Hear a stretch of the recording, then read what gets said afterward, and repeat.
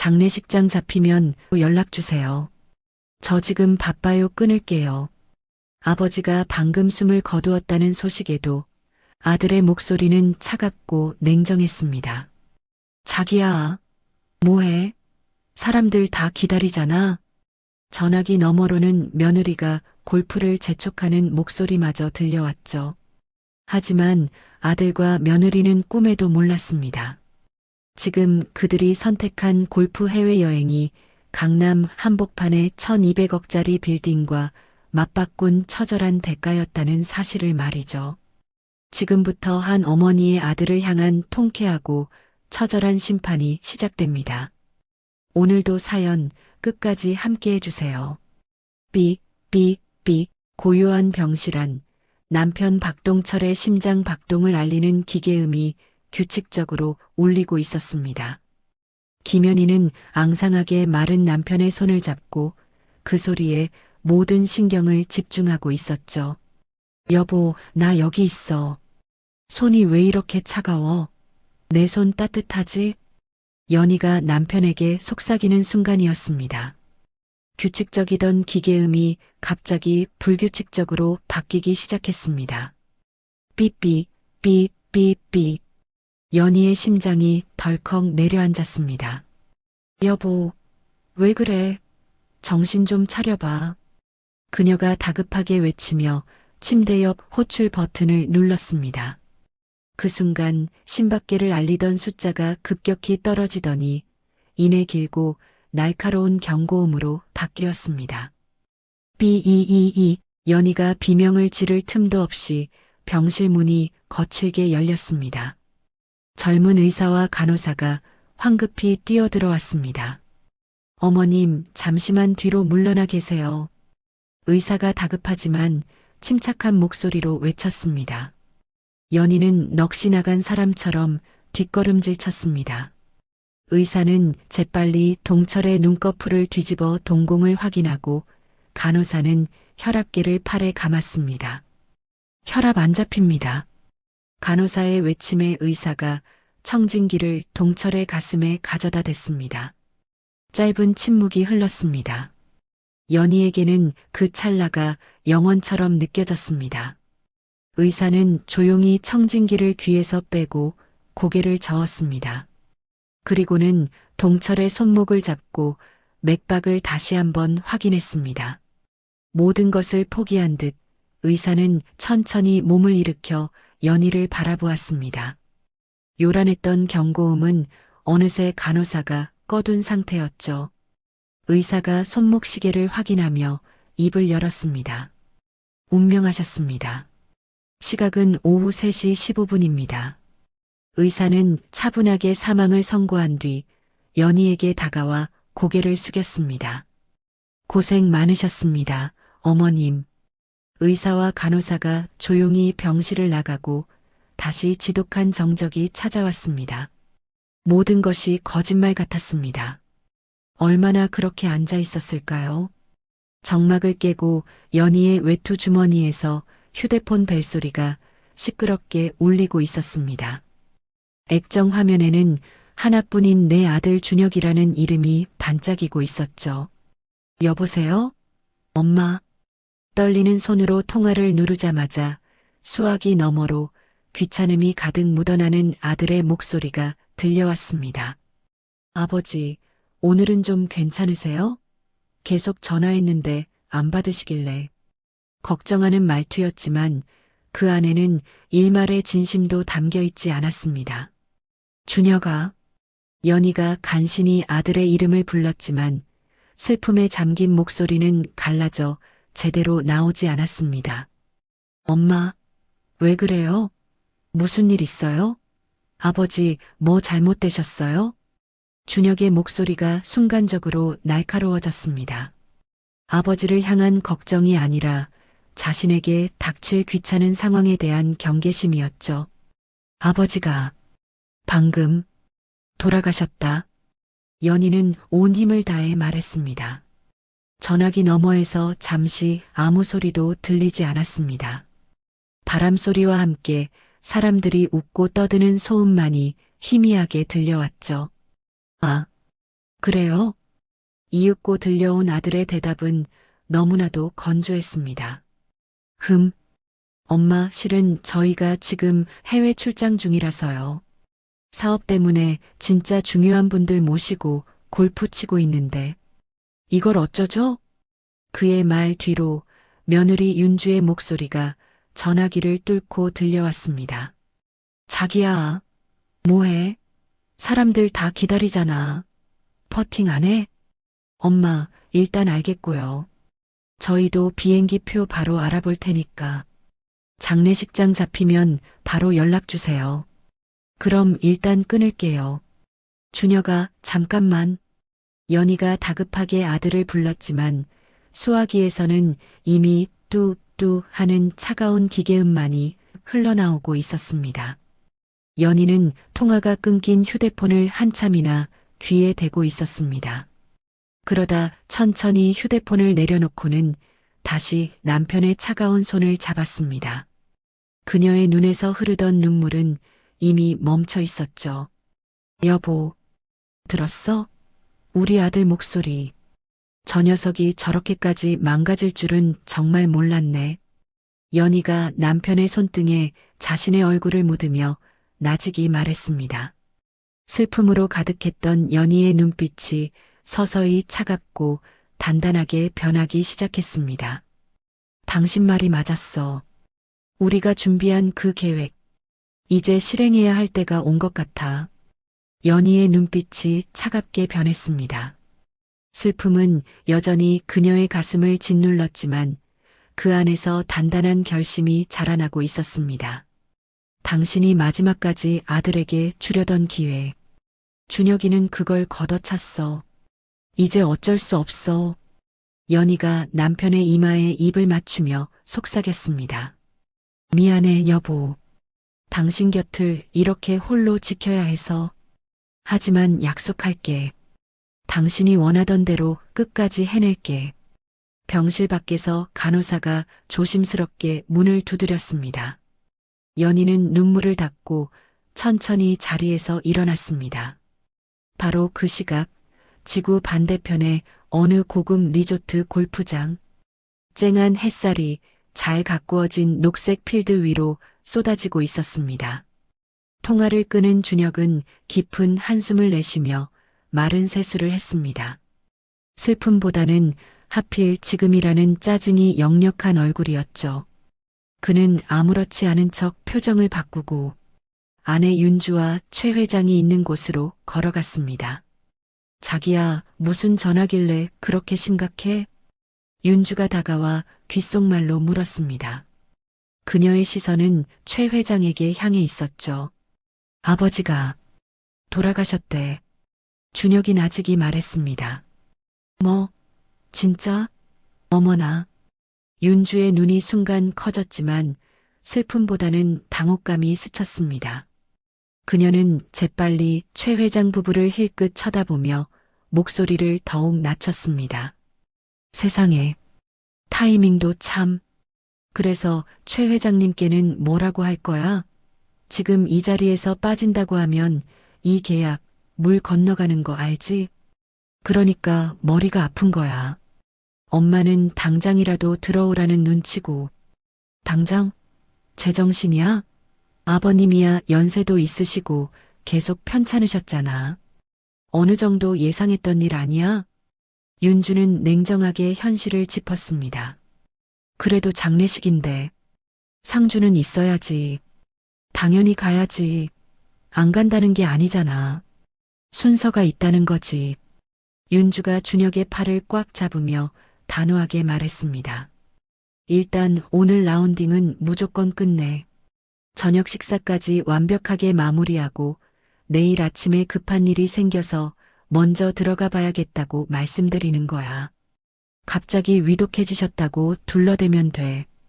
그럼 계약도 지키고 도리도 지키는 거잖아. 이게 최선이야. 준혁이 잠시 망설이는 표정을 짓자 윤주가 그의 귓가에 속삭였습니다. 여보, 정신 차려. 아버님이 뭘 바라시겠어? 당신이 이렇게 성공해서 보란 듯이 사는 거 아니겠어? 이 계약 하나에 우리 미래가 걸렸어. 아버님도 하늘에서 이해해 주실 거야. 이해라는 말에 준혁의 눈빛이 단단하게 굳었습니다. 그는 고개를 끄덕였죠. 아버지를 잃은 슬픔은 수백억짜리 계약과 안락한 미래에 대한 욕망 앞에서 힘없이 지워졌습니다. 그렇게 결정을 내린 후 그들의 골프는 계속되었습니다. 준혁은 언제 심각했냐는 듯 완벽한 비즈니스맨의 미소를 되찾았습니다. 나이스 샷, 박 사장. 머리가 희끗한 중년 남성, 최 회장이 호탕하게 웃으며 외쳤습니다. 박준혁은 만족스러운 미소를 지으며 클럽을 캐디에게 넘겼습니다. 별말씀을요, 회장님. 오늘 컨디션이 좋으시니 제가 따라가기가 벅찹니다. 하하, 이 사람 겸손하기는. 최 회장의 기분 좋은 웃음소리가 필드에 울려 퍼졌습니다. 준혁의 머릿속은 온통 수백억짜리 계약을 성사시켜야 한다는 생각과 귀찮지만 처리해야 할 장례식이라는 일정뿐이었습니다. 남편의 모든 절차를 망연자실한 정신으로 마친 연희는 텅 빈 빈소에 덩그러니 앉아 있었습니다. 장례식장은 찾아온 조문객보다 빈자리가 더 많아 유난히 휑했거든요. 연희는 그저 고개를 들어 남편의 영정 사진만 하염없이 바라보았습니다. 연희야, 물이라도 좀 마셔. 이러다 너까지 쓰러지겠다. 오랜 친구 정숙이 따뜻한 물이 담긴 종이컵을 조심스럽게 건넸습니다. 생각 없어. 연희가 힘없이 대답하며 고개를 저었습니다. 목구멍으로 무언가를 넘기는 것조차 힘겨운 상태였죠. 그나저나 준혁이는 아직 소식도 없는 거야? 이놈 자식은 아버지가 돌아가셨는데. 정숙이 답답하다는 듯 가슴을 툭 쳤습니다.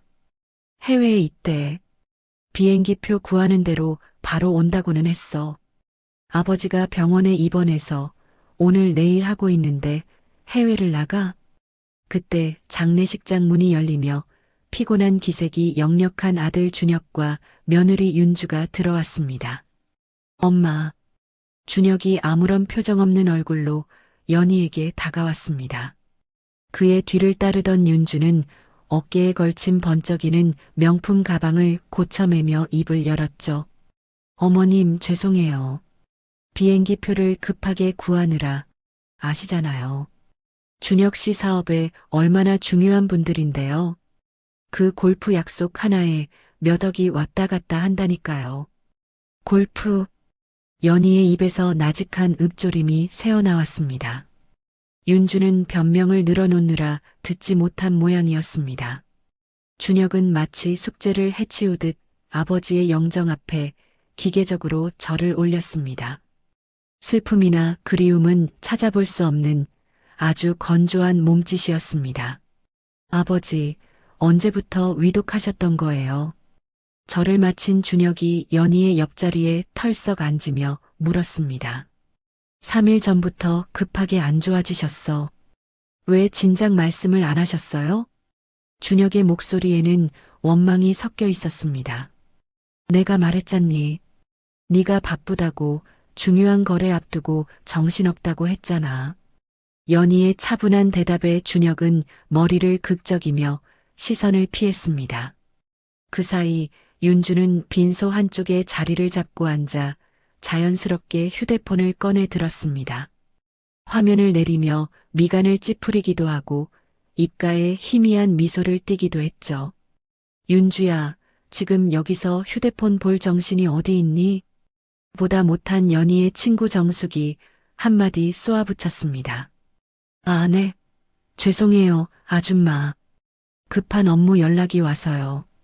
윤주가 화들짝 놀라며 휴대폰을 가방에 집어넣는 척했습니다. 하지만 잠시 후 그녀는 다시 가방에서 휴대폰을 꺼내 들고는 누군가와 계속 연락을 하고 있었죠. 밤이 깊어지고 조문객들이 돌아가자 며느리 윤주가 조심스럽게 연희에게 다가왔습니다.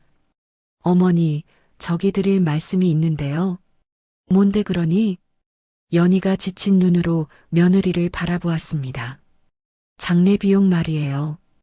요즘은 다 카드로 하니까 어머님께서 일단 계산을 하시고 나중에 아버님 유산에서 빼주시면 깔끔하지 않을까 해서요. 저희가 당장 내고 싶긴 한데 자금 여유가 없어서요. 뭐? 연희의 눈이 순간 차갑게 빛났습니다.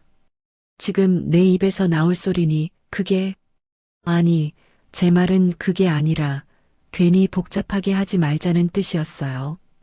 윤주가 당황하며 준혁에게 눈짓을 보냈습니다. 엄마, 윤주 말이 틀린 건 아니잖아요. 저희도 신경 쓰이니까 그냥 저희가 알아서 하게 해주세요.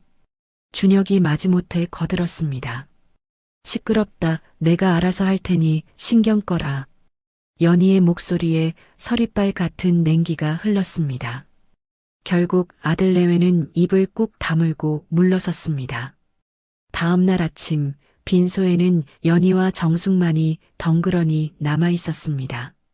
연희야, 준혁이랑 며느리는 어디 갔어? 상주 자리를 비우면 어떡해? 호텔 가서 좀 쉬고 온다더라. 피곤하다고. 연희의 대답에 정숙은 기가 막혀 말을 잇지 못했습니다. 오후 늦게서야 깔끔한 모습으로 나타난 아들 내외는 빈소에 잠시 머무는가 싶더니 곧 자리를 털고 일어났습니다. 엄마, 저희 잠깐 근처에 친구 좀 만나고 올게요. 아버지 장례식장에서 친구를 만나러 간다고? 오래 안 걸릴 거예요. 근처 왔다고 해서 잠깐 얼굴만 보고 올게요. 연희는 대답 없이 그들의 뒷모습을 노려보았습니다. 꽉 쥔 주먹이 부들부들 떨리고 있었습니다. 마지막 날인 발인 날 아침, 준혁은 연신 하품을 해댔습니다. 준혁아, 아버지 마지막 가시는 길인데 정신 좀 차려. 친척 어른의 꾸지람에 준혁은 멋쩍게 웃을 뿐이었습니다. 피곤하면 차에서 좀 자. 어차피 화장터까지 시간 좀 걸리잖아. 윤주가 준혁의 팔을 아무렇지 않게 잡아 끌었습니다. 모든 장례 절차가 끝나고 연희가 남편의 유골함을 품에 안을 때였습니다. 준혁과 윤주가 연희 곁으로 와 속삭였어요. 엄마, 저희 먼저 들어가 봐야 할 것 같아요. 내일 아침 일찍 약속이 있어서요. 그렇게 아들 내외는 말이 무섭게 차에 올라탔습니다. 연희는 그들의 차가 멀어지는 것을 말없이 바라보다 품에 안은 유골함을 가만히 쓸어보았습니다. 여보, 다 봤지? 우리 아들 녀석이 어떤 사람인지. 이제 더는 망설일 이유가 없어졌어. 아들과 며느리가 떠난 텅 빈 집의 아침은 유난히 고요했습니다. 그 정막을 깨고 연희의 휴대폰이 울렸습니다. 화면에는 정수호 변호사라는 이름이 떠 있었죠. 여보세요. 연희가 잠긴 목소리로 전화를 받았습니다. 형수님, 저 장례식장에서 인사드렸던 정수호입니다. 많이 힘드셨죠? 남편의 오랜 친구인 정 변호사의 목소리는 차분했습니다. 괜찮습니다. 어제 발인까지 마치고 집에서 쉬고 있어요. 고생 많으셨습니다. 다름이 아니라 동철이 형님께서 제게 맡기신 서류가 있습니다. 언제쯤 사무실 방문이 가능하실까요? 연희는 잠시 거실 선반 위에 놓인 남편의 유골함을 바라보았습니다. 오늘 오후에 바로 가겠습니다. 알겠습니다. 그럼 2시에 뵙겠습니다, 형수님. 전화를 끄는 연희는 유골함 앞으로 다가가 조용히 속삭였습니다. 여보, 이제 정말 시작이야. 당신이 남긴 마지막 숙제, 내가 잘 풀어볼게. 오후 2시, 연희는 정수호 법률사무소 간판 앞에 섰습니다. 심호흡을 한 번 한 뒤 굳은 표정으로 문을 열고 들어섰습니다. 형수님, 어서 오십시오. 정 변호사가 자리에서 일어나 90도로 허리를 숙여 그녀를 맞았습니다. 힘드셨을 텐데 바로 와주셨네요. 이리 앉으시죠. 연희가 자리에 앉자 정 변호사는 무거운 표정으로 책상 서랍에서 두꺼운 서류 봉투를 꺼냈습니다.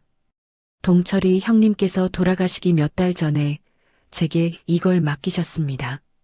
혹시라도 당신이 먼저 가게 되면 꼭 형수님께 직접 전해달라고요. 봉투 겉면에는 남편의 익숙한 필체로 아내 김연희에게라고 쓰여 있었습니다. 유언장이군요. 연희가 떨리는 손으로 봉투를 받아들었습니다. 네, 맞습니다. 그리고 보통 유언장과는 조금 다릅니다. 연희가 봉투를 열어 서류를 꺼내자 정 변호사가 유언장의 한 부분을 손가락으로 짚으며 말했습니다. 바로 이 부분입니다. 정 변호사가 나직한 목소리로 조항을 읽어 내려갔습니다. 나의 모든 재산은 아내 김연희에게 상속한다. 단 아들 박준혁이 자식으로서의 도리를 다했는지는 아내 김연희가 최종적으로 판단하며 만약 그 도리를 다하지 못했다고 판단될 경우 아들에 대한 상속을 즉시 취소하고 모든 재산의 처분 권한은 아내 김연희에게 일임한다. 연희의 표정은 담담했지만 유언장을 쥔 손끝은 하얗게 질려 있었습니다. 남편이 이 내용을 유언장에 썼네요. 형님께서 이 조항을 쓰실 때 밤새 잠을 못 이루셨어요. 아들을 믿고 싶지만 동시에 형수님을 지켜드려야 한다는 마음이 크셨던 거죠.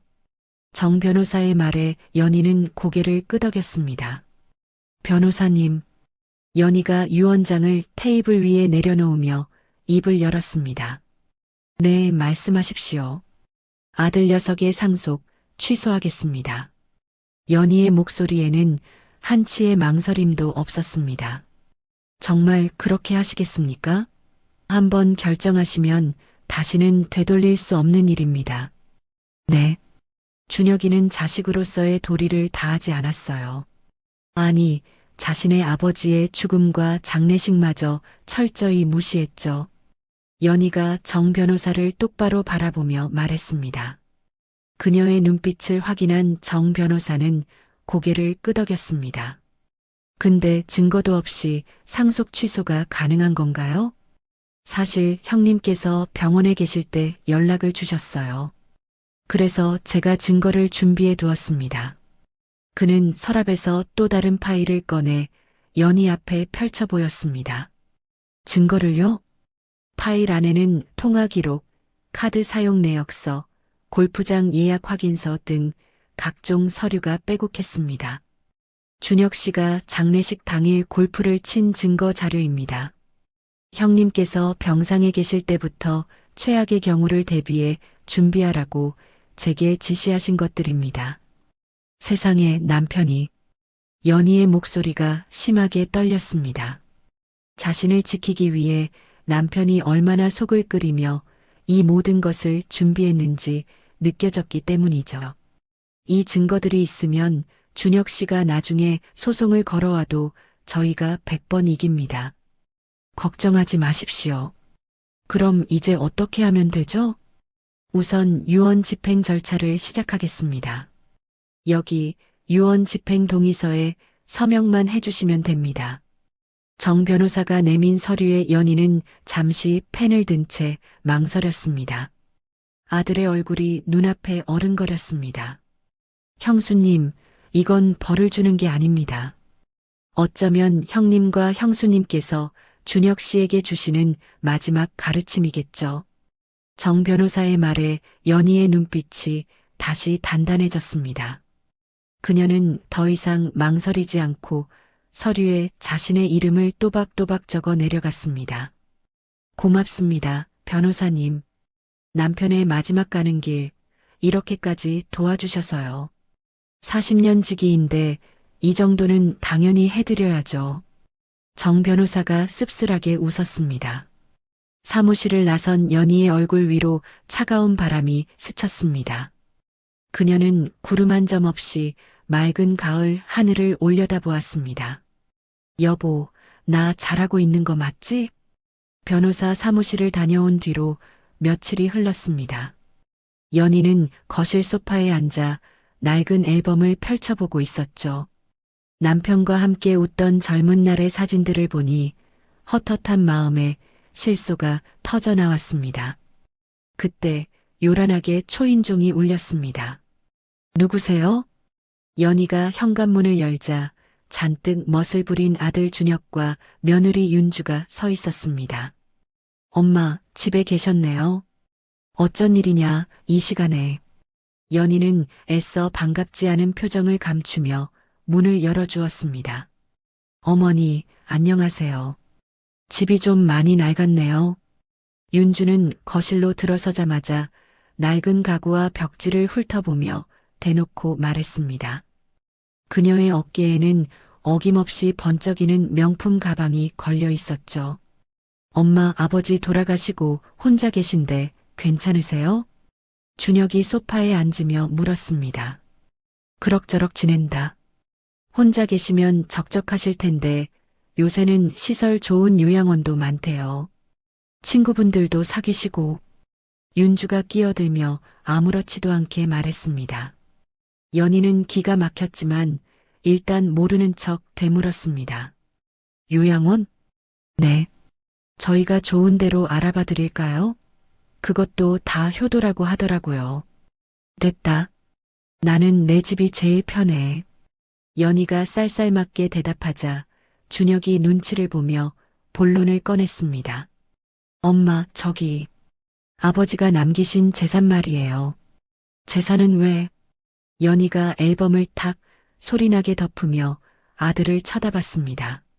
제가 아들인데 대충이라도 알아야 정리를 도와드리죠. 엄마 혼자 힘드시잖아요. 그게 워낙 복잡해야지. 연희는 아들 내외를 떠보기 위해 일부러 머리가 아프다는 듯 관자놀이를 꾹꾹 눌렀습니다. 어머님, 정리가 뭐가 복잡해요? 서류만 확인하면 금방인데. 윤주가 조바심을 내며 말했습니다. 엄마, 사실 저희가 좀 어려워요. 사업 자금이 급하게 필요한데 아버지 유산에서 좀 미리 당겨 쓸 수 없을까요? 준혁이 조심스럽게 물어보았고 연희는 그런 아들을 가만히 바라보았습니다. 준혁아. 네, 엄마. 내 아비 장례 치른 지 얼마나 됐다고 찾아와서 한다는 소리가 돈 얘기니? 연희의 목소리가 얼음장처럼 차갑게 변했습니다. 아니, 오해하지 마세요, 어머니. 저희가 그런 뜻이 아니고요. 윤주가 황급히 끼어들어 변명했습니다. 그럼 무슨 뜻인데? 저희가 지금 강남에 괜찮은 아파트를 하나 봐둔 게 있거든요. 어차피 저희한테 물려주실 돈 미리 좀 당겨주시면 안 될까요? 투자 가치도 엄청나대요. 윤주의 눈이 탐욕으로 번들거렸습니다. 뭐? 강남 아파트? 네. 아버님 유산이면 충분히 사고도 남을 거예요. 어머니도 나중에 저희 집에 모시면 되고요. 연희는 헛웃음을 참을 수 없었습니다. 너희가 벌어서 사거라. 어머니도 참, 어차피 다 저희 재산이 될 거잖아요. 윤주가 노골적으로 소리쳤습니다. 엄마, 너무 그러지 마세요. 저 아버지 외아들인데 이 정도는 해주실 수 있잖아요. 준혁까지 불만스러운 얼굴로 거들었습니다. 해주긴 뭘 해줘. 너희 아버지 장례식 날 골프 치러 다닌 놈들한테 내가 뭘 해준단 말이냐. 연희가 결국 참지 못하고 소리쳤습니다. 아니, 그건 어쩔 수 없는 비즈니스였다니까요. 준혁이 당황하며 말을 더듬었습니다. 비즈니스? 내 아버지 임종보다 중요한 비즈니스가 세상에 어디 있니? 어머니, 그럼 저희 보고 어떡하라고요? 저희도 사정이 있었다고요. 윤주가 뻔뻔하게 대꾸했습니다. 연희는 더 이상 이들과 말을 섞고 싶지 않았습니다. 그래서 아버님 유산이 정확히 얼마인데요? 상속인으로서 당연히 알 권리 있잖아요.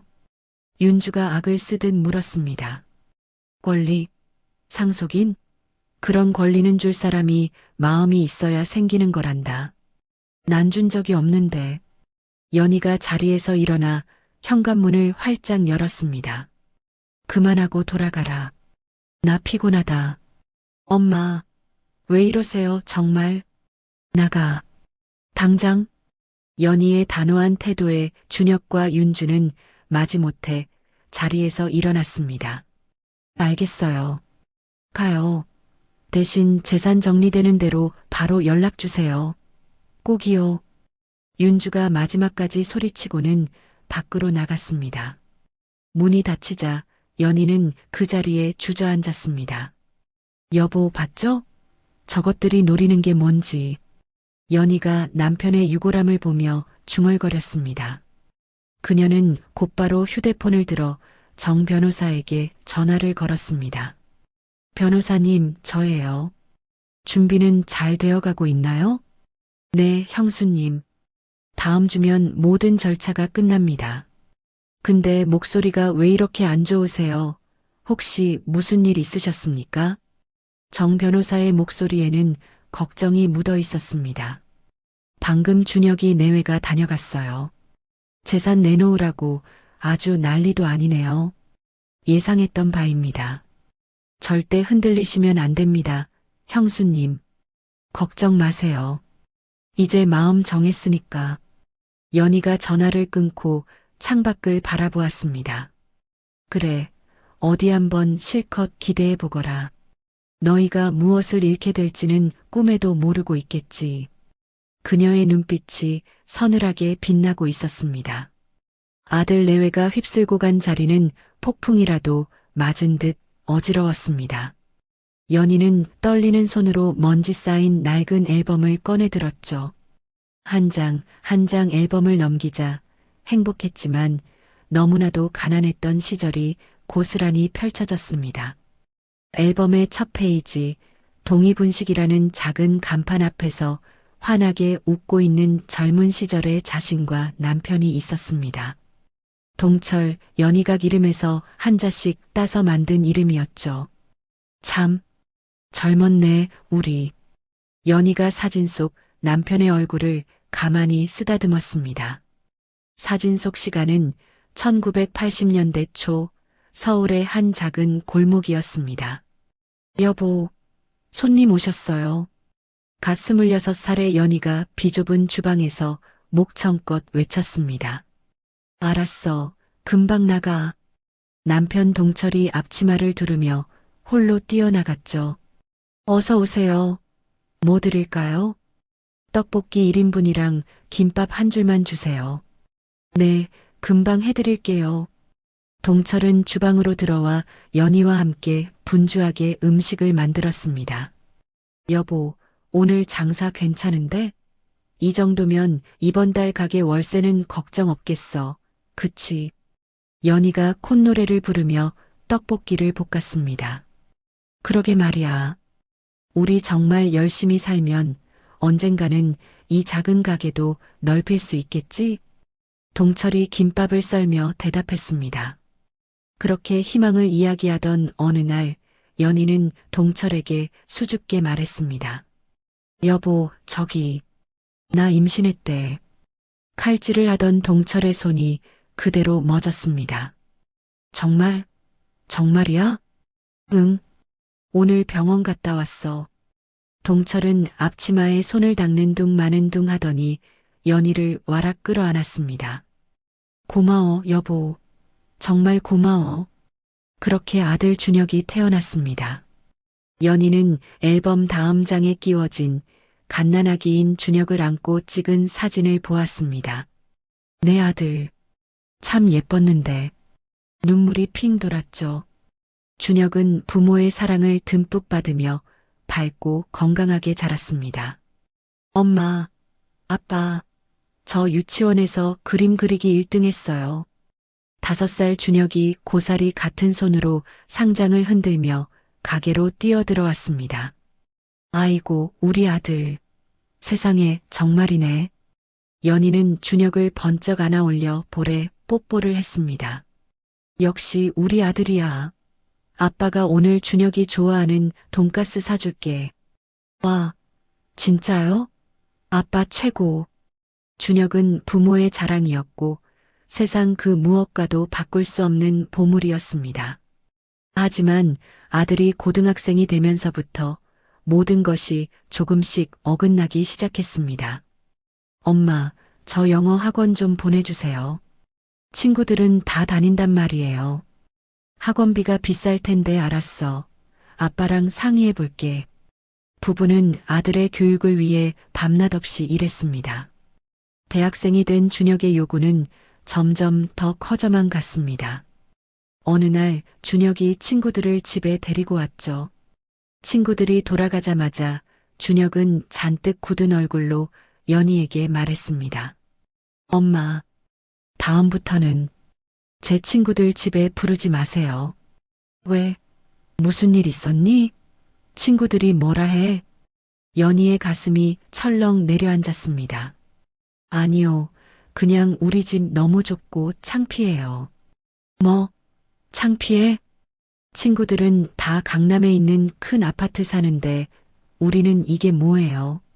연희는 아들의 그 말을 평생 잊을 수가 없었습니다. 그날 이후 준혁은 노골적으로 돈을 요구하기 시작했습니다. 엄마, 이 옷 좀 사주세요. 친구들은 이런 거 다 입고 다녀요. 준혁아, 이게 얼마니 100만 원? 무슨 옷이? 연희가 기가 막혀 말을 잇지 못했습니다. 아, 좀. 엄마는 맨날 돈 없다는 소리만 해요. 알아서 할게요. 됐어요. 아들은 부모의 가난을 원망하고 자신의 허영심을 채우는 데만 급급했습니다. 연희는 조용히 앨범을 덮었습니다. 뜨거운 눈물이 뺨을 타고 주르륵 흘러내렸습니다. 준혁아, 도대체 넌 언제부터 이렇게 변해버린 거니? 사랑스럽던 아들의 모습은 이제 앨범 속에만 있었습니다.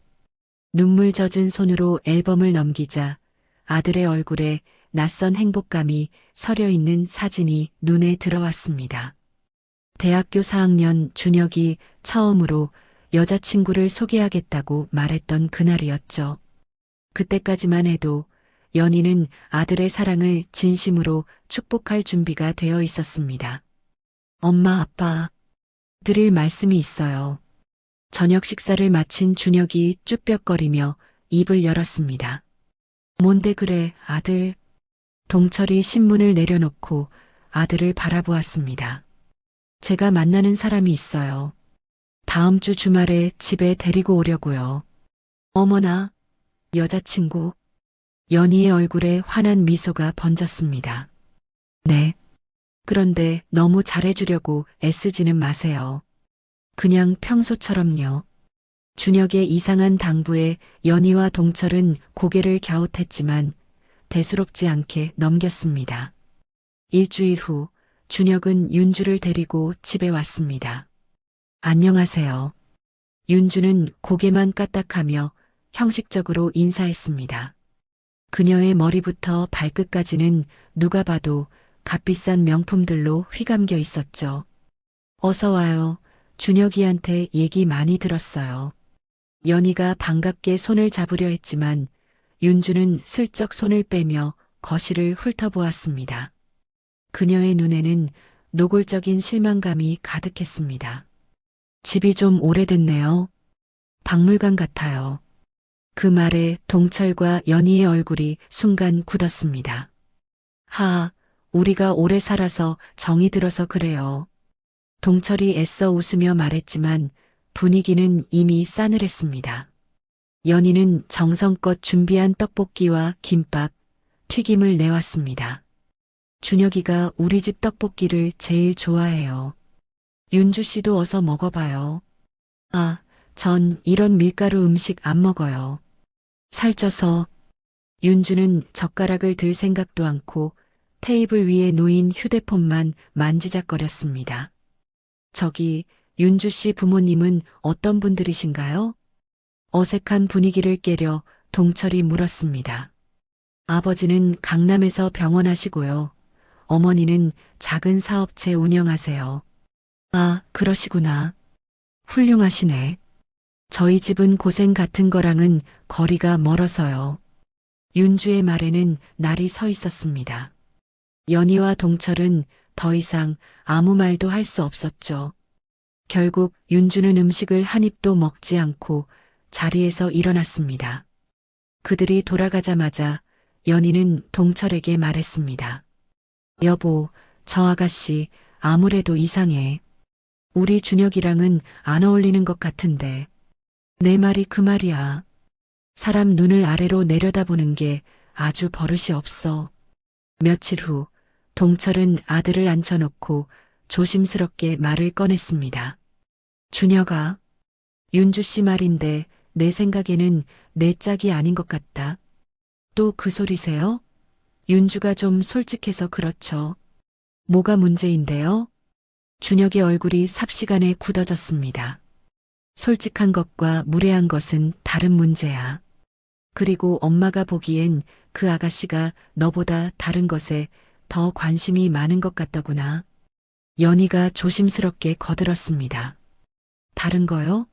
그게 뭔데요? 돈이에요? 지금 윤주가 우리 집 돈 보고 저 만난다는 거예요? 준혁이 벌떡 일어나 소리쳤습니다. 우리 집에 돈이 어디 있다고 윤주가 돈을 봐요. 아빠, 엄마도 정말 너무하시네요. 그래도 네가 사업을 하고 사업도 잘 되고 있잖아. 네가 걱정돼서 하는 소리잖니. 제 걱정은 마세요. 제 일은 제가 알아서 하니까. 준혁은 그대로 문을 박차고 나가버렸습니다. 그리고 몇 달 뒤 아들은 폭탄 같은 선언을 했습니다. 엄마, 아빠, 저 윤주랑 결혼하기로 했습니다. 뭐, 결혼? 연희의 눈앞이 캄캄해졌습니다. 준혁아, 다시 생각해봐라. 그 아가씨는 절대 안 된다. 동철이 단호하게 말했습니다. 아버지는 윤주를 뭘로 보시는 거예요? 내 눈엔 그 애가 내 재산만 노리는 애로 보여. 동철의 직설적인 말에 준혁은 코웃음을 쳤습니다. 재산이요? 아버지, 제정신이세요? 이 낡은 집이랑 분식집이요? 윤준에는 강남에 빌딩이 있어요. 그깟 돈 몇 푼 때문에 윤주가 저랑 결혼하겠어요? 아들의 입에서 나온 비수 같은 말에 연희와 동철은 심장이 멎는 것 같았습니다. 평생을 바쳐 이룬 삶이 아들에게는 그깟 돈 몇 푼에 불과했던 거죠. 내 마음대로 해라. 동철은 모든 것을 포기한 듯 자리에서 일어나 방으로 들어가 버렸습니다. 준혁은 부모에게 상처를 주고도 미안한 기색 하나 없이 집을 나갔죠. 그날 밤 동철은 연희의 손을 잡고 말했습니다. 여보, 우리가 저 결혼을 막을 순 없을 것 같아. 그럼 우리 아들 그냥 저렇게 내버려둬요? 연희의 눈에서 눈물이 흘렀습니다. 아니, 대비를 해야지. 우리 아들을 지키고 동시에 평생 우리가 이룬 걸 지킬 대비.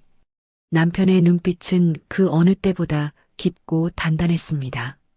연희는 그때 남편이 무슨 생각을 하는지 다 알 수는 없었지만 이것이 모든 일의 시작이었음을 어렴풋이 직감할 뿐이었습니다. 아들의 결혼을 막지 못한 채 몇 년의 시간이 흘렀습니다. 집안의 공기는 전보다 더 무거워졌고 동철은 주말 오후면 의뢰 서재에 틀어박혀 묵묵히 서류만 들여다보고 있었습니다. 여보, 뭐하고 있어? 골치 아픈 서류는 그만 보고 차 한잔 해. 연희가 따뜻한 차를 들고 서재로 들어왔습니다. 응, 고마워. 동철이 두꺼운 파일 뭉치를 급히 덮으며 대답했습니다. 그의 얼굴에는 깊은 수심이 가득했죠. 이제는 준혁이한테 말해야 하는 거 아니야? 당신이 평생을 바쳐 이룬 것들을. 연희가 조심스럽게 하지만 단호한 목소리로 물었습니다. 근데 저러다 윤주겜에 넘어가서 사업이라도 더 크게 벌인다고 하면 어떡해? 당신이 이룬 거 한순간에 다 날릴 수도 있어. 그래서 아직은 안 돼. 내가 이룬 것들을 말해주기엔 아직 때가 아니야. 동철의 대답은 짧았지만 그 안에는 많은 의미가 담겨 있었습니다. 땀의 무게를 모르는 놈에게 돈은 그냥 종이 조각일 뿐이야. 지금 저 녀석한테 이 사실을 알려주면 득보다 실이 많아. 이 녀석은 절대 감당 못해. 동철이 펼친 서류 위로 수년 전의 기억이 아지랑이처럼 피어올랐습니다. 모든 것의 시작은 연희의 진심 어린 칭찬 한마디였습니다. 여보, 이 떡볶이 소스 정말 예술이야. 다른 집하고는 비교도 안 돼. 그냥 우리 가게에서만 썩히기엔 너무 아까워. 정말 그렇게 맛있어? 그럼요. 우리 이걸로 특허라도 내놓을까? 특허? 그런 걸 우리 같은 사람이 어떻게 내? 왜 못해? 알아봐, 제발. 이건 분명 큰돈이 될 거야. 아내의 성화에 못 이긴 척 동철은 자신만의 특제 소스 레시피로 특허를 냈습니다.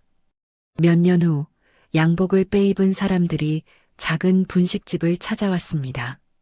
사장님의 소스를 저희 신제품에 꼭 쓰고 싶습니다. 로열티는 원하시는 만큼 드리겠습니다. 대기업과의 계약은 부부의 인생을 바꿔놓았죠. 여보, 이번 달에 로열티로 1,000만 원이 들어왔어. 세상에, 통장에 0이 몇 개인지 모르겠어. 연희는 통장을 보고도 믿기지가 않았습니다. 이제 시작이야, 여보. 정신 똑바로 차려야 해. 동철은 그 돈을 허투루 쓰지 않고 틈틈이 도서관을 다니며 부동산 공부를 시작했습니다. 당신 요즘 무슨 책을 그렇게 열심히 봐? 부동산 책이야. 우리도 그냥 앉아서 돈을 썩힐 순 없잖아. 투자를 좀 해봐야지. 동철의 첫 투자는 대학교 앞에 작은 상가였습니다. 여보, 정말 우리 이름으로 된 가게가 생긴 거야? 그럼. 이제 우리도 건물주 소리 듣게 생겼어. 아주 작은 꼬마 건물주지만.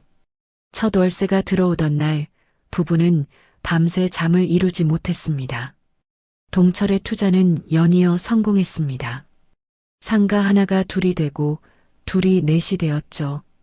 10년이 흐르자 부부는 작은 건물을 살 수 있을 만큼의 자산을 모았습니다. 여보, 월세 수입이 2천만 원이 넘어. 우리 이제 부자인가 봐. 연희가 감격에 겨워 말했습니다. 아직 멀었어. 진짜는 지금부터야. 동철은 멈추지 않았습니다. 그는 모두가 외면하던 강남의 허름한 땅에 주목했습니다. 강남 땅이라고? 여보, 이건 너무 위험해. 우리 전 재산이 다 들어가는 거잖아. 아니, 내가 개발 계획을 다 확인했어. 몇 년 안에 여기가 서울의 중심이 될 거야. 내 눈을 믿어봐. 평생 분식집만 할 순 없잖아. 연희는 남편을 믿었고 그 믿음은 몇 년 뒤 10배의 수익으로 돌아왔습니다. 여보, 우리 이제 저 땅에 우리 건물을 짓자. 응? 건물을? 그래. 남의 건물 사서 새 놓는 거 말고 번듯한 우리 건물을 짓는 거야. 남편은 은퇴한 나이에도 불구하고 건물 공사 현장에서 안전모를 쓰고 먼지를 뒤집어 썼습니다. 여보, 대체 왜 이렇게까지 무리하는 거야? 우리 이제 돈 걱정 없이 살아도 되잖아. 연희가 눈물로 호소했습니다. 준혁이 때문이야. 응? 저 녀석은 지금 허공에 뜬 풍선 같아. 돈이라는 바람이 불면 어디로 날아갈지 몰라. 이 재산은 그 풍선을 묶어둘 마지막 끈이야. 그리고 그 끈은 당신이 쥐고 있어야 해. 네. 내가? 그래. 이 모든 재산 처음부터 끝까지 전부 당신 이름으로 해놓는 거야. 당신이 저 녀석의 마지막 브레이크가 되어줘야 한다고. 동철의 눈빛은 그 어느 때보다 진지했습니다. 마침내 강남 한복판에 12층짜리 빌딩이 우뚝 섰습니다. 여보, 우리가 이런 건물을 짓다니. 연희는 건물을 올려다보며 말을 잇지 못했습니다. 당신, 이 건물 가치가 지금 얼마나 되는지 알아? 얼마인데? 1,200억 원이야. 1,200억. 연희는 제 귀를 의심했습니다. 하지만 이건 우리 둘이 죽을 때까지 준혁이한테는 비밀이야. 왜? 이젠 말해줘도 되잖아. 저 녀석이 이걸 알면 어떻게 될 것 같아? 허영심에 찌든 녀석이 감당할 수 있을 것 같냐고. 연희는 변해버린 아들의 모습을 떠올렸습니다. 더 망가지지. 연희는 말없이 고개를 끄덕였습니다. 남편의 깊은 뜻을 그녀는 이제야 전부 이해할 수 있었습니다. 이것은 단순한 재산이 아니었습니다. 아들을 위해 그리고 자신을 위해 남편이 평생에 걸쳐 준비한 마지막 계획이었던 거죠. 그렇게 아슬아슬한 비밀을 지키며 살아가던 부부에게 피할 수 없는 운명이 찾아온 것은 작년 가을이었습니다. 잦은 기침으로 병원을 찾은 남편 동철은 폐암 말기라는 사형 선고나 다름없는 진단을 받았습니다. 의사의 차분한 설명이 연희의 귓가에는 멀고 아득하게만 들렸죠. 어머님, 마음의 준비를 하셔야 할 것 같습니다. 선생님, 그게 무슨 말씀이세요? 우리 남편이. 연희가 떨리는 목소리로 겨우 물었습니다. 죄송합니다. 이미 손을 쓰기에는 너무 늦었습니다. 길어야 6개월 정도로 보입니다. 연희는 그 자리에 주저앉을 뻔한 것을 간신히 참았습니다. 병실로 돌아온 연희는 아무 말 없이 남편의 손만 잡고 눈물을 뚝뚝 흘렸습니다. 여보, 다 들었어. 오히려 담담한 것은 동철이었습니다. 어떻게 이럴 수가 있어. 당신 없이 나 혼자 어떻게 살라고. 울지 마, 여보. 아직 우리에겐 해야 할 일이 남았어. 동철이 연희의 손을 힘주어 잡았습니다. 지금 그게 중요해요? 당신 건강이 먼저야. 아니, 지금이 제일 중요해. 우리 아들, 저 녀석을 위한 마지막 일을 해야지. 동철의 눈빛은 병든 사람답지 않게 형형하게 빛나고 있었습니다. 준혁이한테 마지막 기회를 주는 거야. 내가가 죽어가는 순간에 녀석이 과연 어떤 아들인지 시험해 봐야지. 다음 날 동철은 정수호 변호사를 병실로 불렀습니다. 형님, 이게 어찌된 일이십니까? 정 변호사는 야윈 동철의 모습에 말을 잇지 못했습니다. 수호야, 네가 해줘야 할 일이 있어. 유언장을 쓰려고 한다. 동철은 정 변호사에게 30년간 숨겨왔던 모든 비밀을 털어놓았습니다. 해성 빌딩의 진짜 주인이 자신이라는 사실을요. 뭐라고요? 형님이 그 해성 빌딩 주인이셨다고요? 정 변호사는 자신의 귀를 의심했습니다. 그래. 이제부터 내가 하는 말 잘 들어. 이건 내 아들을 위한 마지막 계획이야. 동철은 자신의 죽음을 아들을 시험할 마지막 기회로 삼겠다고 했습니다. 자신이 위독한 상황에서 준혁이 자식된 도리를 다하는지를 똑똑히 지켜본 후 상속 여부를 결정하겠다는 것이었죠. 형님, 그 말씀은 그건 너무. 정 변호사가 차마 말을 잇지 못하고 동철을 바라보았습니다. 수호야, 썩은 뿌리를 가진 나무에 거름을 잔뜩 주면 어떻게 되는지 아나? 나무는 더 빨리 썩어 넘어가. 지금 준혁이한테 필요한 건 거름이 아니야. 썩은 뿌리를 도려내는 아픔이지. 동철의 목소리는 확고했습니다. 유언장에 이렇게 써줘. 아들 박준혁의 상속에 관한 모든 권한은 내 아내 김연희에게 일임한다고. 여보, 이렇게까지 해야 돼? 옆에서 듣고 있던 연희가 눈물을 흘리며 말했습니다. 해야 해. 우리 아들을 위해서, 그리고 당신을 위해서. 동철이 연희의 손을 잡았습니다. 당신 약해지면 안 돼. 내가 없어도 이 집안의 기둥으로 굳건히 서 있어야 해. 약속해줘. 저 녀석이 길을 잘못 들면 당신 손으로 회초리를 들겠다고. 여보, 약속해. 연희는 흐르는 눈물을 닦고 굳은 표정으로 고개를 끄덕였습니다. 알았어. 당신 뜻대로 할게. 약속해요. 며칠 후 유언장이 완성되었습니다. 동철과 연희는 나란히 유언장에 서명했습니다. 그리고 연희가 잠시 화장실을 간 사이에 동철은 수호에게 나지막이 말을 꺼냈습니다. 수호야, 한 가지 더 부탁이 있다. 네, 형님. 말씀하십시오. 지금부터 준혁이의 통화 기록, 카드 사용 내역, 모든 행적을 증거로 모아둬. 내 아내가 외롭게 싸우지 않도록 네가 가장 날카로운 창이 되어줘야 한다. 알겠습니다, 형님. 목숨을 걸고 형수님을 지키겠습니다. 고맙다, 친구. 정 변호사가 돌아간 뒤 동철은 준혁에게 전화를 걸었습니다. 여보세요? 준혁아, 나다. 아버지, 웬일이세요? 나 지금 병원이다. 몸이 좀 많이 아프구나. 아, 병원이요? 많이 아프세요? 그래서 퇴원은 언제쯤이신데요? 제가 병문안 가보고 싶은데 요즘 스케줄이 꽉 차서. 아들의 목소리에는 걱정보다 귀찮음이 가득했습니다. 알았다. 바쁘면 어쩔 수 없지. 동철이 힘없이 전화를 끊었습니다. 연희는 남편의 얼굴을 차마 볼 수가 없었죠. 여보, 들었지? 이제 시작이야. 저 녀석의 밑바닥을 우리가 똑똑히 확인해야 해. 동철이 천장을 바라보며 중얼거렸습니다. 연희는 남편의 손을 놓지 않았습니다. 그리고 마음속으로 몇 번이고 다짐했습니다. 여보, 걱정하지 마라. 당신이 원하는 대로 할게. 나 절대 흔들리지 않을게.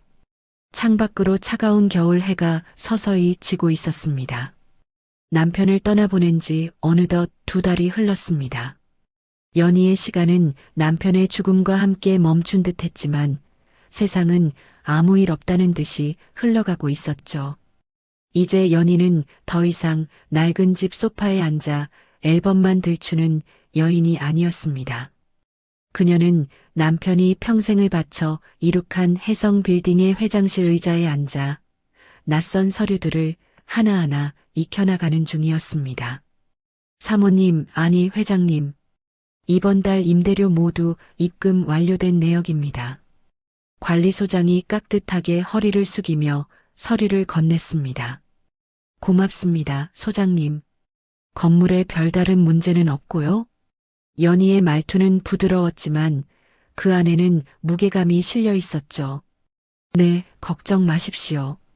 공실도 없고 세입자분들도 모두 만족해 하십니다. 다행이네요. 계속 신경 써주세요.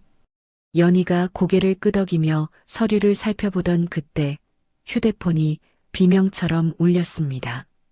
며느리 윤주였습니다. 여보세요. 어머니, 지금 어디세요? 큰일 났어요. 저희 집 경매 넘어간대요. 수화기 너머로 들려오는 윤주의 목소리는 잔뜩 흥분해서 거의 비명에 가까웠습니다. 은행에서 갑자기 대출 상환하라고 독촉장이 날아왔어요. 당장 안 갚으면 집이고 뭐고 다 팔아버리겠대요. 그래. 그런데 그게 나랑 무슨 상관이니? 연희는 조금도 놀라지 않고 차갑게 물었습니다. 상관이 왜 없어요? 아버님 유산 있잖아요. 그걸로 갚으면 되잖아요. 빨리 상속 처리 좀 해주세요. 네. 윤주가 다급하게 말을 쏟아냈습니다. 연희는 잠시 창밖을 바라보았습니다. 강남의 거리가 평화롭게만 보였죠. 유산은 없다.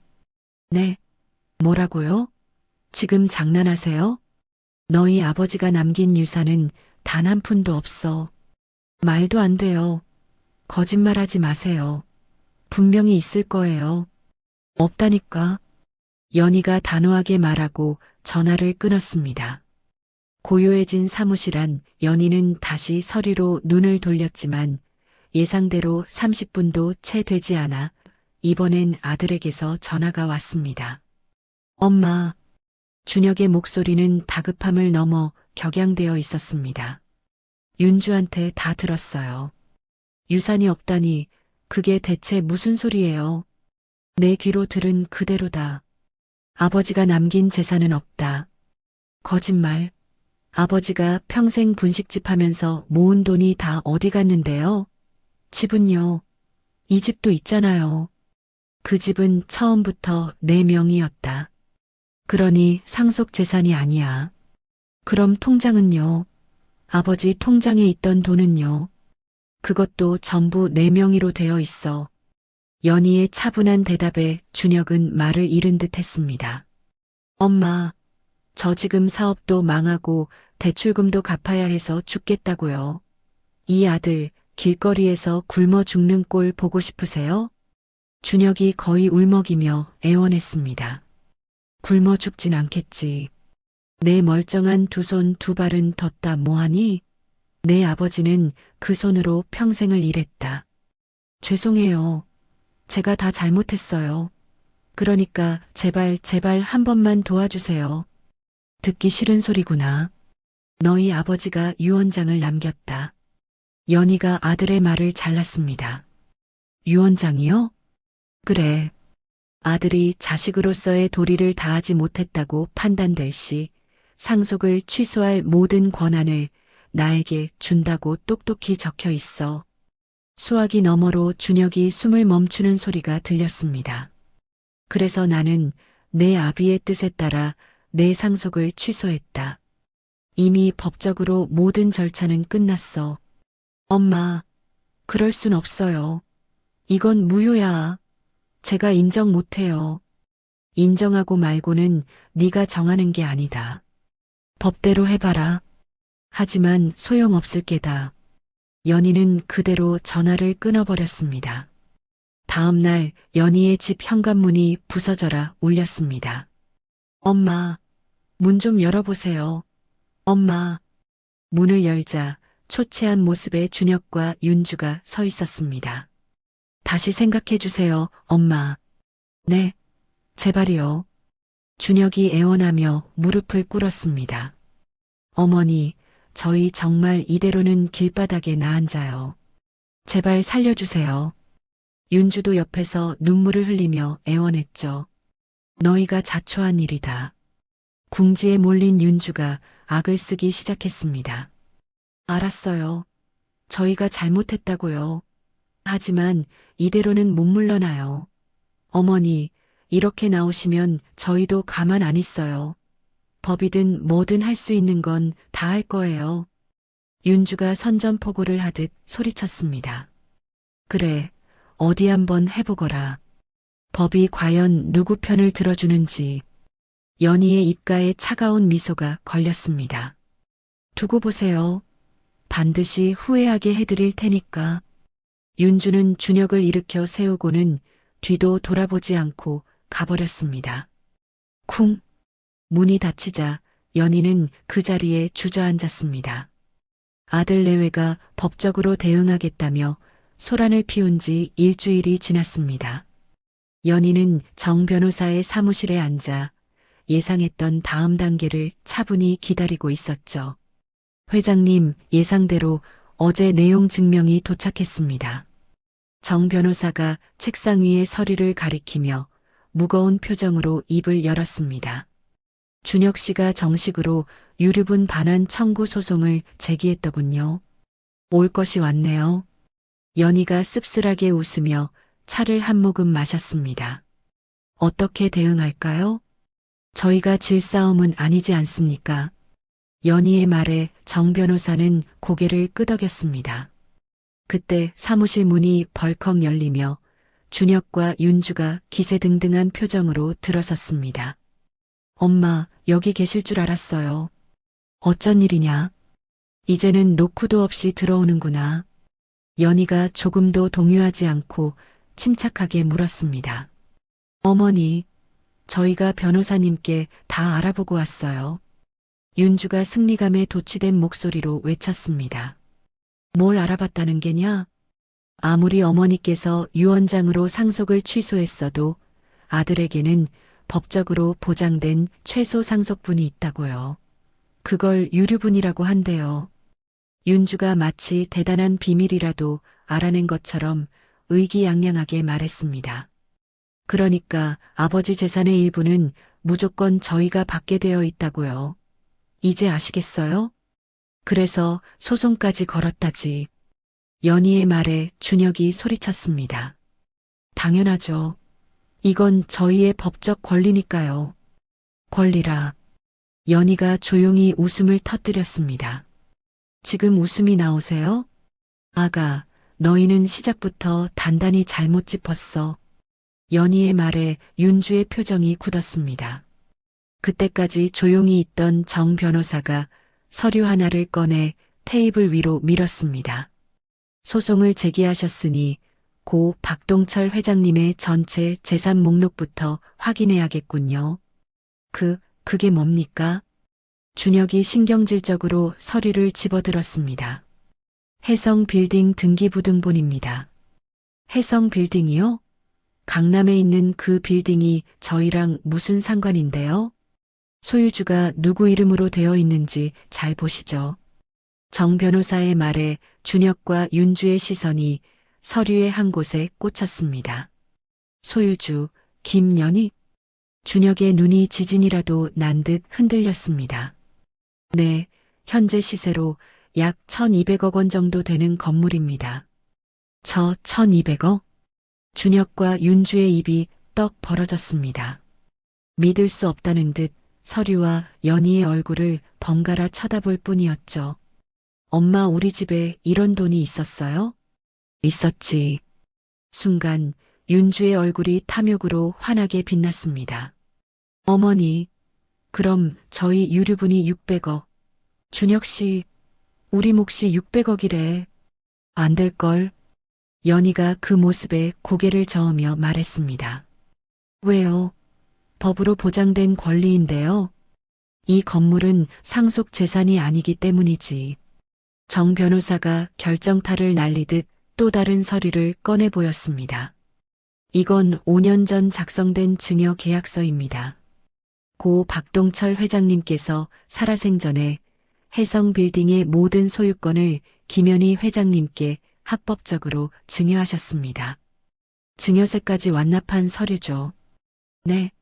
5년 전에요? 네. 따라서 이 건물은 상속 재산이 아니므로 유류분 청구 대상 자체가 성립되지 않습니다. 말도 안 돼. 윤주가 절규하며 소리쳤습니다. 이건 사기야. 작정하고 우리를 속인 거라고. 사기가 아니다. 너희의 탐욕으로부터 우리 자신을 지키기 위한 합법적인 방어였을 뿐. 연희가 자리에서 일어섰습니다. 어머니, 저희가 뭘 그렇게 잘못했는데요? 너희는 단 한 번도 진심으로 미안해한 적이 없다. 오직 돈. 내 아비가 죽어갈 때도 죽은 후에도 너희 머릿속엔 돈밖에 없었어. 연희의 서늘한 목소리가 사무실을 울렸습니다. 너희는 사람보다 돈이 먼저였고 도리보다 욕심이 먼저였지. 그런 너희에게 내 남편이 피땀으로 이룬 재산을 단 한 푼도 줄 수 없다. 그만 돌아가거라. 더는 할 말이 없으니. 연희가 가방을 들고 사무실을 나가려 하자 준혁이 다급하게 그녀를 붙잡았습니다. 엄마, 잘못했어요. 제가 정말 다 잘못했어요. 준혁아. 연희가 아들을 돌아보았습니다.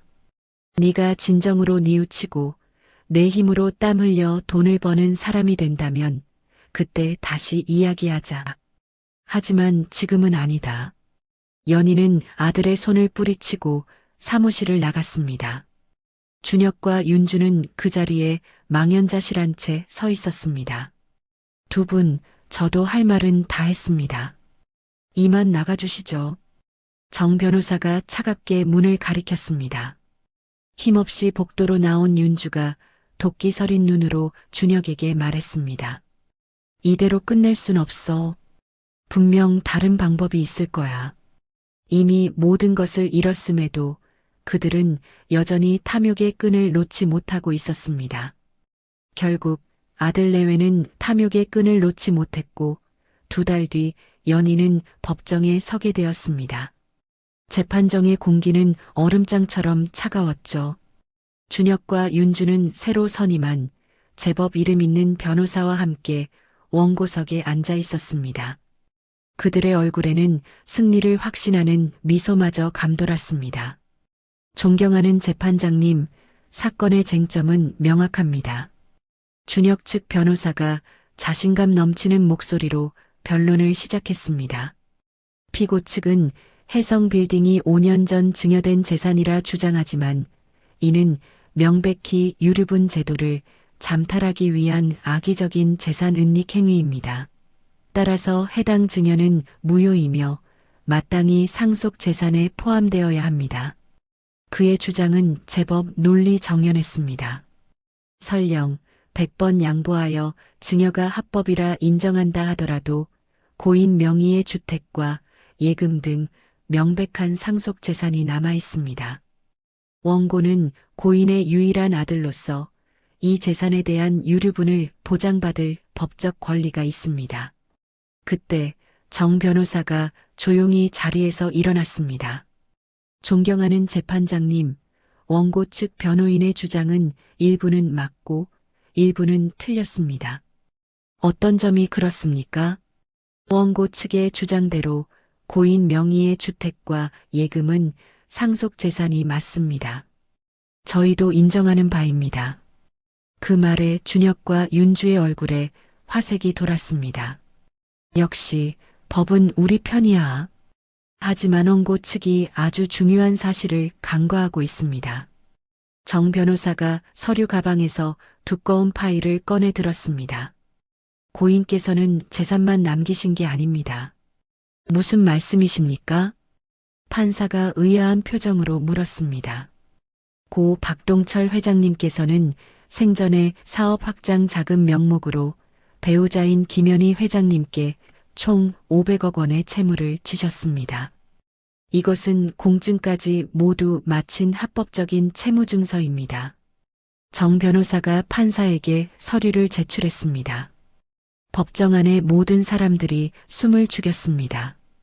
따라서 고인의 상속 재산을 정산하면 상속 자산 약 50억 원, 상속 채무 500억 원, 총 마이너스 450억 원의 빚만이 남게 됩니다. 뭐라고요? 준혁 측 변호사의 얼굴이 하얗게 질렸습니다. 존경하는 재판장님, 상속 재산이 마이너스인 경우 유류분은 발생하지 않습니다. 오히려 원고 박준혁 씨는 상속을 포기함으로써 450억 원의 빚을 떠안지 않게 된 것을 다행으로 여겨야 할 것입니다. 이것이 아들을 위한 고인의 마지막 배려였습니다. 정 변호사의 마지막 말이 법정 안을 울렸습니다. 준혁과 윤주는 자신들이 무엇을 들었는지 이해하지 못하는 표정이었죠. 모든 것이 아버지가 파놓은 마지막 함정이었습니다. 판사가 망치를 두드렸습니다. 원고 박준혁의 유류분 반환 청구는 그 이유가 없으므로 기각합니다. 쿵! 준혁은 그 자리에 주저앉았고 윤주는 사기야 라고 외치다 경위에게 제지당했습니다. 연희는 조용히 법정을 나섰습니다. 복도에서 준혁이 비틀거리며 그녀의 뒤를 따랐습니다. 엄마 이게 다 뭐예요? 내 아비가 너에게 남긴 마지막 가르침이다. 거짓말. 아버지가 저한테 빚을 남겼을 리가 없어요. 그래, 빚은 남기지 않았지. 네가 그 빚을 상속받지 않도록 모든 재산을 내 이름으로 돌려놓았으니까. 그것이 내게 베푼 마지막 사랑이었다. 연희가 차갑게 돌아섰습니다. 그게 어떻게 사랑이에요? 엄마, 어쨌든 제가 잘못했어요. 제발. 그 말은 내 아비 산소에 가서 하거라. 연희는 뒤돌아보지 않고 걸어갔습니다. 준혁은 텅 빈 복도에 무릎을 꿇고 오열했습니다. 탐욕의 끝에서 그가 마주한 것은 천문학적인 재산이 아닌 그보다 더 거대한 아버지의 마지막 계획이었습니다. 법정의 차가운 복도에서 아들의 오열을 뒤로 한 채 6개월의 시간이 흘렀습니다. 그 사이 강남의 1200억짜리 빌딩 1층에는 나눔 식당, 정이라는 따뜻한 간판이 내걸렸죠. 연희는 이제 회장님의 무거운 옷을 벗고 흰 앞치마를 두른 채 평온한 미소로 이웃들을 맞았습니다. 할머니, 어서 오세요. 오늘 국이 아주 맛있게 끓여졌어요. 아이고, 사장님 인심 덕에 우리가 매일 호강하네. 식당은 가난하지만 따뜻한 온기를 나누려는 사람들로 북적였습니다. 그때였습니다.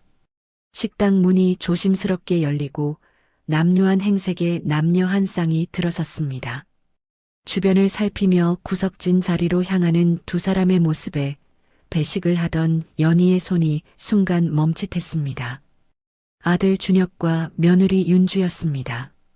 값비싼 옷과 번쩍이던 명품 가방은 어디에도 없었죠.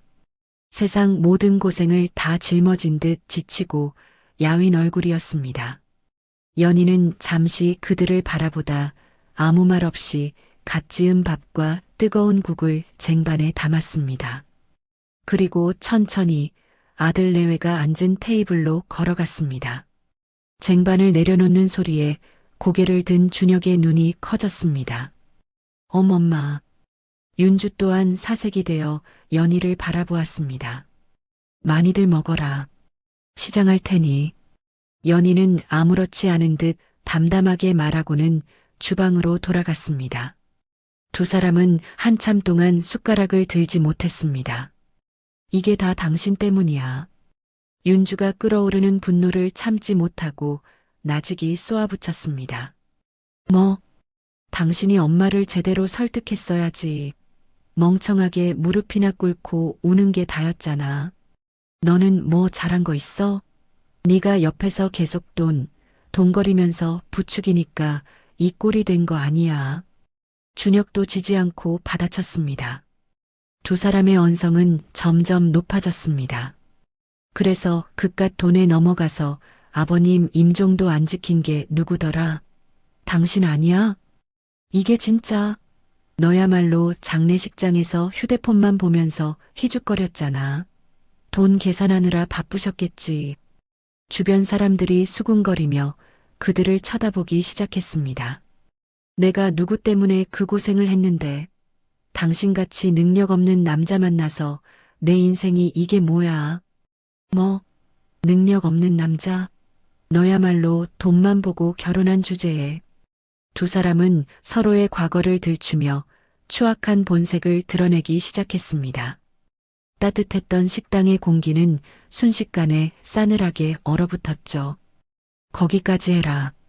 연희의 차가운 목소리가 두 사람의 싸움을 멈췄습니다. 연희가 그들 앞에 서서 경멸이 가득한 눈으로 내려다보고 있었습니다.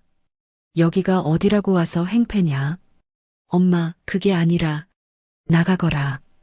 연희의 목소리에는 한치의 온기도 없었습니다. 두 번 다시 여기 찾아오지 마. 흥? 누가 이런 거지 같은 곳에 오고 싶대요? 가요 여보. 윤주가 마지막 자존심을 세우며 준혁을 잡아 끌었습니다. 두 사람은 식당을 나가면서까지 서로를 향해 삿대질을 멈추지 않았습니다. 연희는 그들의 뒷모습이 완전히 사라질 때까지 묵묵히 지켜보았습니다. 그녀의 눈에는 슬픔 대신 모든 것을 체념한 듯한 평온함이 자리하고 있었죠. 여보, 봤어요? 저 녀석들은 변하지 않았어요. 아니, 변할 수가 없는 것들이에요. 연희는 남편의 영정 사진을 마음속으로 떠올렸습니다. 당신의 판단이 끝까지 옳았어요. 연희는 다시 주방으로 돌아가 놀란 사람들을 향해 부드럽게 웃으며 말했습니다. 자자, 놀라지들 마시고 식사마저 하세요. 국 더 필요하신 분 없으세요? 연희의 마지막 복수는 아들 내외에게 기회를 주는 것이 아니었습니다. 그들의 추악한 민낯과 완전한 몰락을 제 눈으로 확인하는 것. 그것이야말로 남편과 자신을 위한 진정한 위로이자 탐욕에 대한 가장 완벽한 심판이었습니다. 아들 내외가 식당에서 마지막 추태를 부리고 떠난 뒤 1년이라는 시간이 흘렀습니다. 더 이상 그들에게서 연락이 오는 일은 없었죠. 연희의 삶에는 아들이라는 존재가 지워진 듯 했지만 그 빈자리는 새로운 온기로 채워지고 있었습니다. 나눔 식당, 정은 이제 동네의 사랑방이 되었습니다. 회장님, 오늘 콩나물국 맛이 정말 끝내주는데요. 비결이 뭐예요? 오랜 친구이자 이제는 식당의 든든한 동료가 된 정숙이 물었습니다. 비결은 무슨? 정성껏 끓이면 다 맛있어지는 거지. 연희는 웃으며 큰 솥을 저었습니다. 그녀의 얼굴에는 지난 세월의 아픔 대신 평온함과 자부심이 서려 있었습니다. 그나저나 그 일 있고 나서 준혁이 소식은 들었어? 정숙이 조심스럽게 물었습니다. 연희는 잠시 창밖을 바라보았습니다. 아니, 이젠 내 아들이 아니라고 생각하며 살아. 마음은 아프지만 그게 서로를 위한 길이야. 연희의 목소리는 담담했습니다. 그녀는 더 이상 아들의 망령에 얽매여 살지 않았습니다. 점심시간이 되자 식당은 어김없이 활기로 가득 찼습니다.